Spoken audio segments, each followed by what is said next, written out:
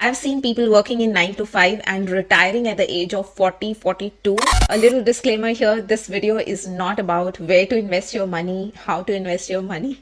With that understanding, let's get started. The number one point is cultivating a mindset that you are not working for the company in that 9 to 5, but you are using that company as a step, as a ladder to achieve your retirement plan or whatever plan you have. Obviously, we all do 9 to 5 to attain our financial stability so that we can pay our bills, we can pay our EMIs. But most of us get stuck with the idea that, it's the company which is taking advantage of us. It's the company which is earning everything. Yes, all of that is true to a great extent, but it's also a fact that with that work you are earning certain amount of money. With the exchange of those many hours, you are getting some money in your bank account every single month. So you have to look from the perspective, and you have to plan your life or your retirement plan from the perspective that this company is a stepping stone towards your bigger plan, and you are using this company at this point of time. And when you feel that you need another step, there's a change in the plan, you can always switch that company, quit that company, or do whatever with that company, and you can move on to something else. Most of us do not think from that perspective, and we get stuck with the idea that the company is trying to take advantage of it. I'm a victim who is getting grilled 9 to 5 or maybe more than 10-12 hours in a day in this company, and there's no way out, and I don't know what to do. So we have to come out of that victim mentality, and we have to cultivate this mindset where we feel that we have the control of our plan of action. And at this point of time, I'm taking advantage of this company and taking salary from this company for my plan. So we must have that mindset. That's the point number one. Point number two, do not get caught up into the chasing the particular brand, chasing a particular company, because you associate it with your ego. You'll feel good if you join that brand. Do not get caught up into all that. Look at the bigger picture. All the companies are more or less the same. You have to use that company as a part of your action plan. Whenever you join any company, you should know that why you are joining this company, what is the reason. You should have the control, and you should know why I'm joining this, for how long I'm going to be here, what I'm gaining out of it. Do not associate your egos with the brand names or using it as a publicity stunt. You are just wasting your potential if you are doing so. Invest your mind, your heart, your soul in planning about your wealth generation, your retirement plan, or your plan of wealth, how you're going to attain that, and how this company that you're joining now is fitting into that plan of action. How it is fitting. Is the CTC high? Is the work-life balance high that the company is offering, so that you can work on your side project and you get all the time and you'll build this passive income? What it is, or it is the location of the company, that it's closer to your house, so you'll be able to build your house there, or you'll be able to invest into real estate or something. Whatever your why is, you should be clear about it. Do not join a company just because it's a famous company in the industry, or the project is really good. All of that stuff, all that is fine. Project is still fine, because project is the biggest driven factor in my opinion. But still, look at the bigger picture and try to see where this company fits in your plan, rather than giving that control to the company and they are making use of your potential for their plan, bigger plan. Rather, use that company in your plan. Next important point on the list is define your own definition of enough. How much is enough for you? What is that number for you, which when you attain, beyond that, additional money doesn't add much value? And the reason why it is important to define this enough is because most of us, we start chasing a particular number, and then once we reach that, we start chasing another number which is above and beyond that, and we do not really identify that how much is enough for us, and beyond which any additional amount of money which will not improve the quality of our life, but the the spare time that we can have, that will add more value than earning the more money. If you have defined your enough, then once you hit that number, you know that you do not have to struggle anymore, you do not have to take shit anymore, you do not have to compromise on your health by working those many hours, or it's time to quit and it's time to move back to my place and work on something that I really love. So things like this will happen only when you define your enough. When there's no definition, then there's no limit. Sky is the limit.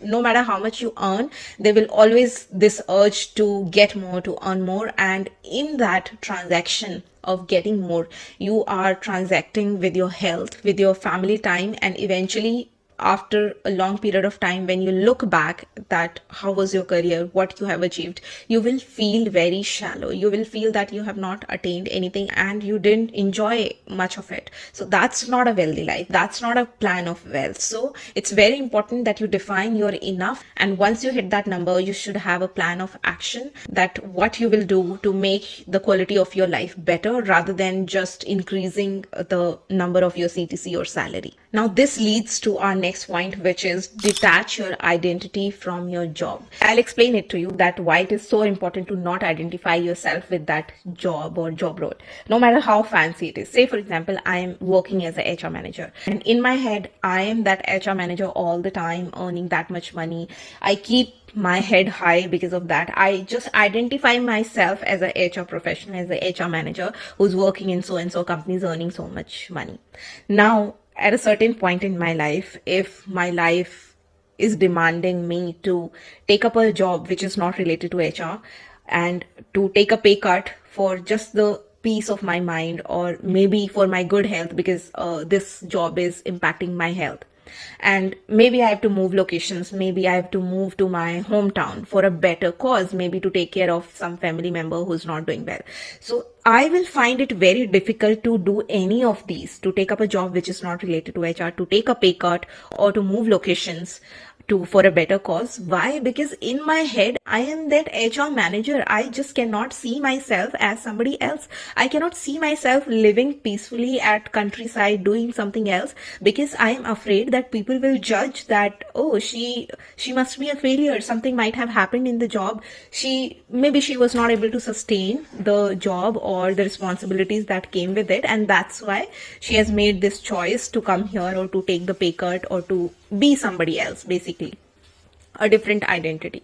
So this is very harmful, and with this approach you can never make a plan for a wealthy life, because wealth doesn't only mean money.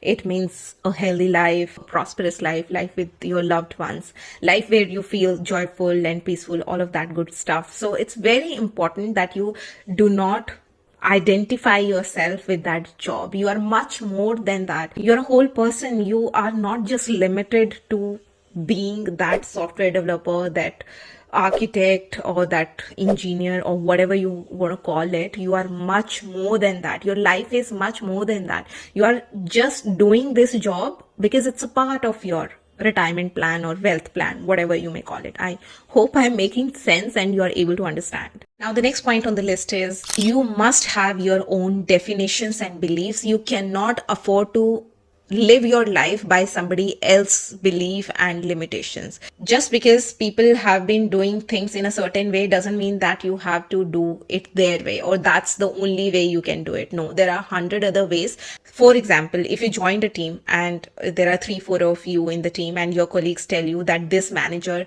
has never given mid-year hike in his entire career and he's rude, he's shrewd, he'll never give it to you as well. Now, if you were planning for a mid-year hike and you put your heart, soul, 200% into it, and you were focused, everything, but the moment that colleague tells you all this information, chances are you'll drop your weapons then and there only, believing that if the manager has never given, then the chances are he will not give it to me as well, while that might not be the case. That is the reality which they experience. You have to create your own reality. You cannot drop your weapons without trying. You must have your own beliefs, your own definitions, if you want to take the route of wealth, because wealthy people think differently. They try things first and then make conclusions, rather than just depending or borrowing somebody else's conclusions. That's not how this path work. And here I'm getting reminded of a very old and interesting story. I'm sure a lot of you would have heard about it. It's called the deaf frog story. So the story goes like this, that there were few frogs who gathered to race till the tip of the mountain. Everybody was quite capable and was competing against each other, and everybody wanted to reach the tip of the mountain and win that race, because apparently there was some big prize for the winner. So there were 10 odd frogs, and they started their race. While they were racing to the tip of the mountain, on the way there were a lot of other frogs, and they were talking how difficult it is, or that they are not going to reach, the weather is not suitable, all of that stuff, the mountain is really high, all of that. So slowly people are hearing all those voices and comments that were coming, and then slowly the participants starts losing and moving out of the race because they were tired. And then in the end there was only one frog which left, and it was still trying to get to the tip of the mountain, and everybody was shouting that it's not possible, weather is not good, please come down, you'll hurt yourself, all of that stuff. But that one frog made it to the top of the mountain, and later they figured out that that frog was deaf. Though that frog was not as capable as others in terms of physical strength, in terms of training, but it could still reach to the tip of mountain because it was not influenced by all the noises that were coming from so many people, their comments and everything else. And other frogs which were much more capable physically, had more strength and all that training stuff, they couldn't make it because they were influenced by others' belief, what others were commenting, and paint what picture they were painting. So this story teaches us a very important thing, that you have to be deaf against the negative influence. You have to pretend deaf to negative people, to the negativity around you, if you want to move ahead in your life. So have your own definitions and have your own beliefs. Try first and then draw conclusions. And even in the example that I gave you about the mid-year review, if you have set a goal for yourself that you'll get a mid-year review and somebody comes and tells you that it's just not possible, then do not drop your weapons then and there. Try your 100% as if you never knew that the manager will not give the mid-year hike. That person has never given. Just pretend deaf as if you never heard that and continue on your journey, and then see. Do not let the negative beliefs or predefined notion of people reach your mind and ruin your plan of action or plan of thoughts, whatever you want to call it. You have to cultivate that strong mindset. And with that, we move to the next important point, and which is, think of your job, your 9 to 5, as an enabler rather than thinking it of as a trap. Let me remind you guys, no matter what people talk about 9 to 5, no matter how toxic or what not it is, I know that all that is a sad reality, but your 9 to 5 is taking care of so many things in your life.